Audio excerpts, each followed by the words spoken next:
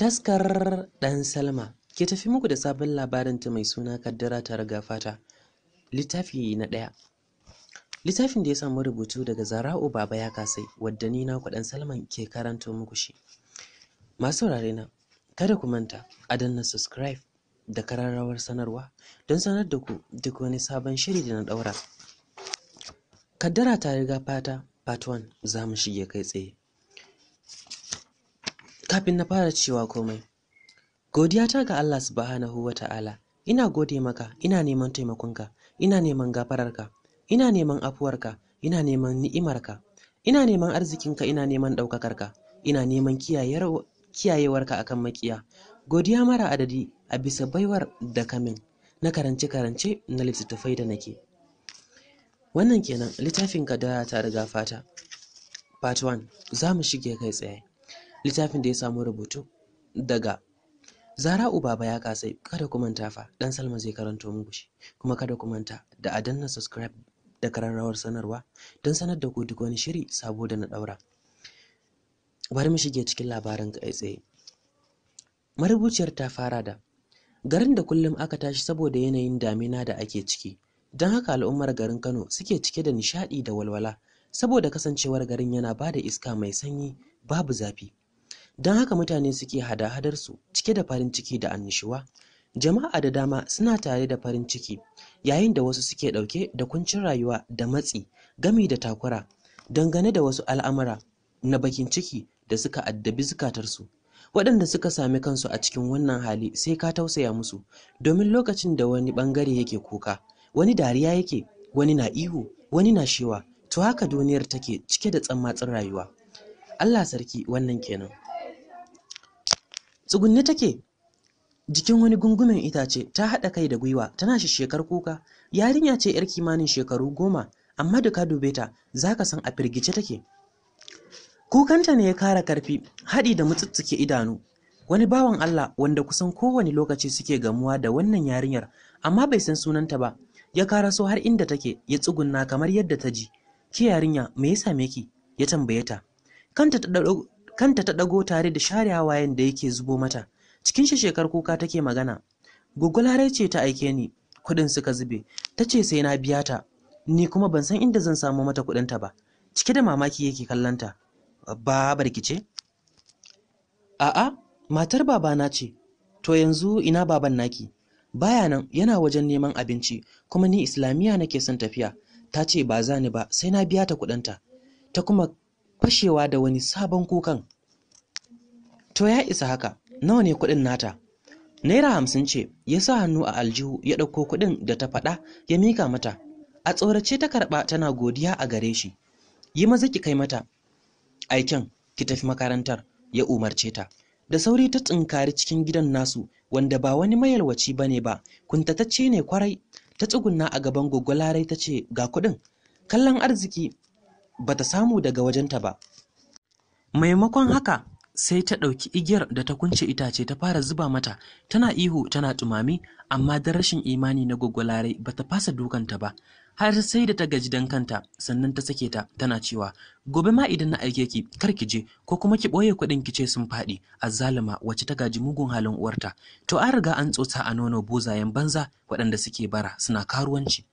Ta kuma jifanta da ludin miya da yake hannunta. Amal ta kuma fashewa da kuka don duk duniya da Goggo Larai ta aibata mahaifiyarta, wani sabon bakin ciki ne yake kuma kama ta. Don idan da sabo ya ci a ce Amal ta daina kukan akan halayyar Goggo Larai, wacce kowane lokaci da sabon abin da za ta fito da shi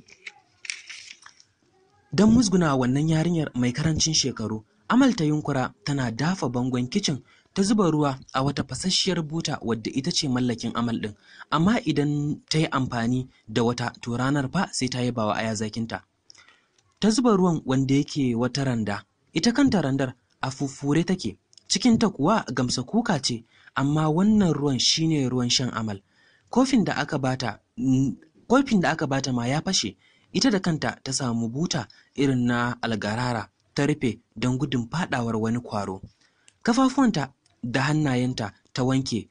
Ɗakin da ya zamana da cewa shine wajen kwananta, wanda yake cike da kazantar Goggo Larai da 'ya'yanta, shine inda Amal take kwanciya a gefe, ta zuba 'yan tsummo karanta da guntuwar tabarmar da take kwana a kai. Kusa kanta ta yi cikin ɗakin ta nufi inda kayanta suke.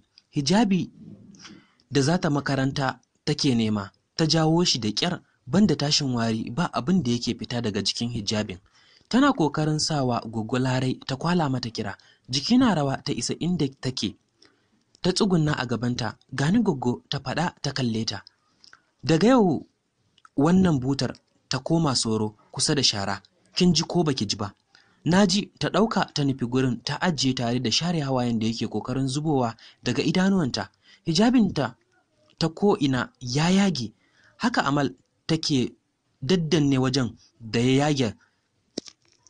Ta tafi Islamiyya don kar ta rasa karatu, domin Allah ya ba ta kwakwalwa don tana da fahimta da saurin rike abin da aka koya mata, don ma matsalolin suna yi mata yawa ne. Allah sarki, wannan kogi kenan. Goggo, na tafi. Ta faɗa ta ce kada Allah ya dawo da ke lafiya. Allah ya haɗa ki da tsautsayi da asara. Idan kin tafi a kawo min gawarki, kowa ya huta da jaraba, don ke irin jaraba ce. Ai dama irin su malam mai ganin kyalkyal banza a kwaso a kawo gida, ba a san dangin iya ba bare na baba. Allah ya haɗa ki da masifa idan kin tafi. Amal bata ce komai ba, ta sa kai ta fice daga gidan tare da share hawaye. Ta nufi Islamiyya ɗaukar darasi. Allah sarki, Malam Sunusi shine a ajin. Yana hangota ya girgiza kai don yana tausaya wa yarinyar matuka da gaske, don tana cikin matsi da kuncin rayuwa. Don haka ne malaman suka daina dukanta akan makara. Wani lokacin idan tambatson Goggo Larai suka motsa, hana ta zuwa makarantar take.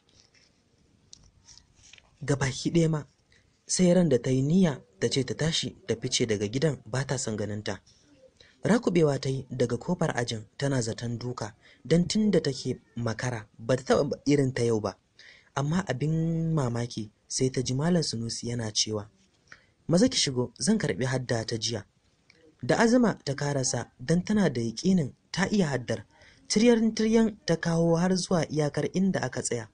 'Yan ajin suka yi kabbara. Malam Sunusi ya ce, sadakallahul azim. Amal, Allah ya yi miki albarka, ya kuma yaye miki dukkanin wani abu da yake damunki.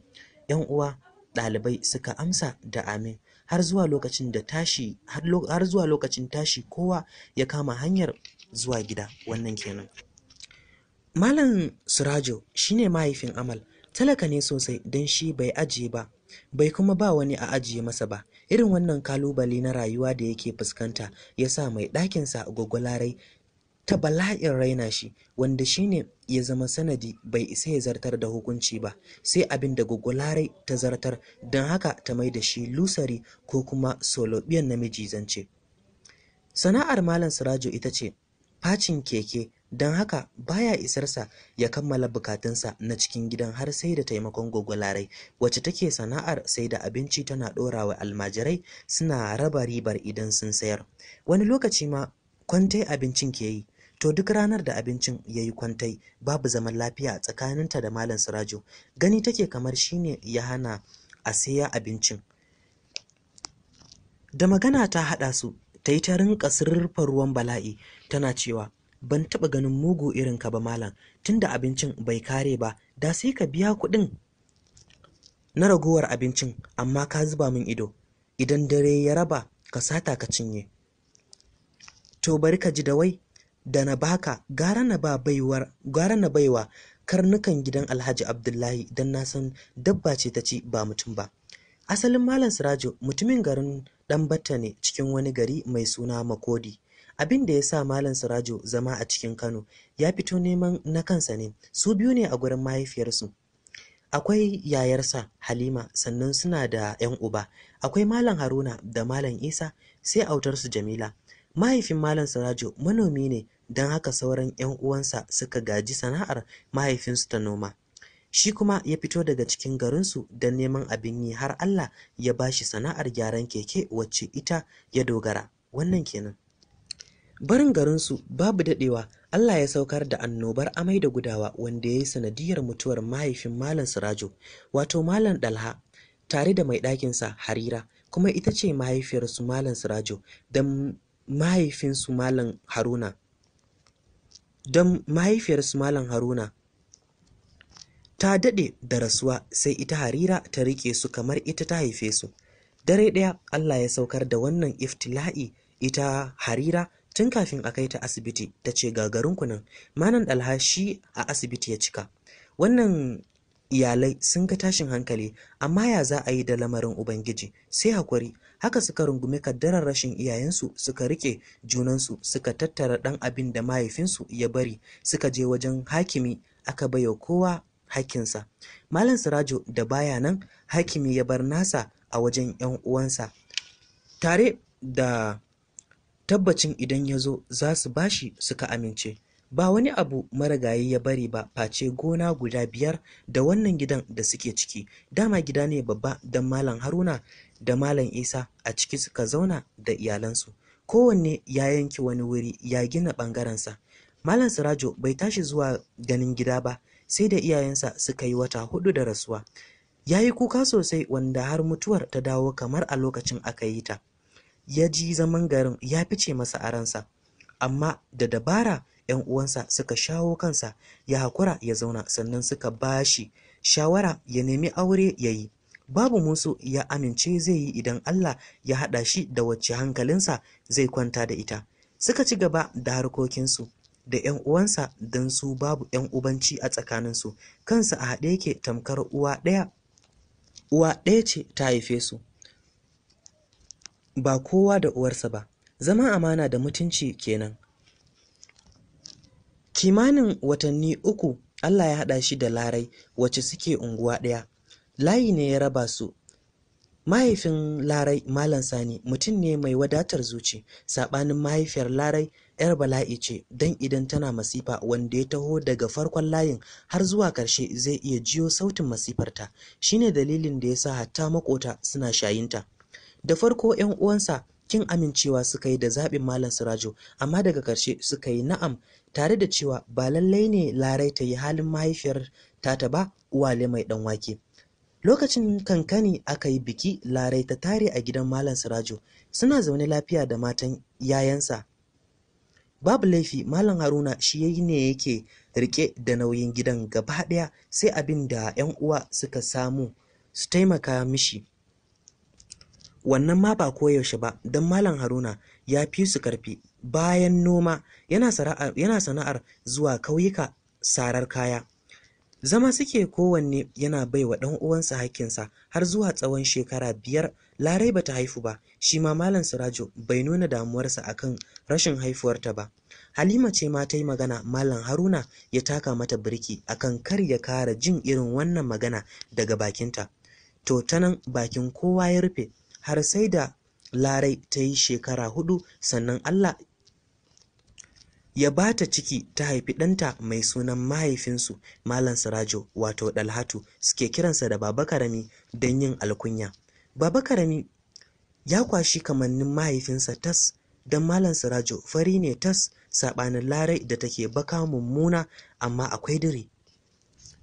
Allah sarki, a haka dai ta ci gaba da goyon ɗanta cike da ƙoshin lafiya. Shekarar Baba Karami 1 mahaifinsa ya shawarci 'yan uwansa akan zai ci gaba da sana'arsa ta zuwa birni.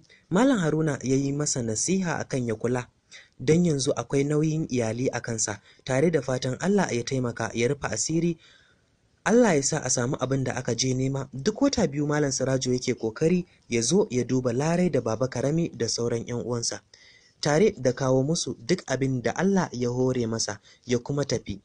Larai, wacce yaran gidan suke kiranta da Goggo Larai, tana da wani hali na munafunci. Ganin yanzu ta haifu, tunaninta yanzu ta kafu, don haka ta fito da wannan halayyar da ta ɓoye a cikin zuciyarta. Ga ta da nuna son kai a tsakanin yara. Wannan ya kawo tashin hankali a tsakaninsu, har saɓani ya shiga tsakaninta da matar Malam Isa akan yaransu. Malam Haruna ya tara gidan baki ɗaya, ya yi musu tsawa tare da cewa kar macen da ta kuskura ta raba musu kan yara, don ba su ne suka haɗa su ba, kuma ya yi musu nasiha da su zauna lafiya da junansu.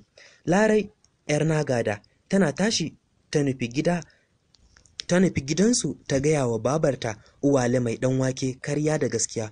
Ho, ina wuta su saka matar Malam Isa, tun abin baya damunta har daga karshe ta bar gidan saboda yawan habaici da Larai take mata, kuma Malam Isa ya mata gargadin kar ta sake ya ji bakinta, don haka take kiyaye maganar mijinta. Shine ma dalilin da yasa ta gwammace tafiya gidansu. Allah sarki, wannan kenan. Na kudan Salma ke karanta muku kaddara ta riga fata, littafi na 1 wato part 1, littafin da ya samu rubutu daga Zara'u Baba ya kasai, wadda ni ko dan Salma nake karantowa, wato maman Shiram ta rubuta. Nake cewa zan huta anan. Kada ku manta ku danna subscribe, sannan ku danna kararrawar sanarwa don samun ingantaccen labarai a duk lokacin da na sake. Ku huta lafiya, sai mun haɗu a part 2.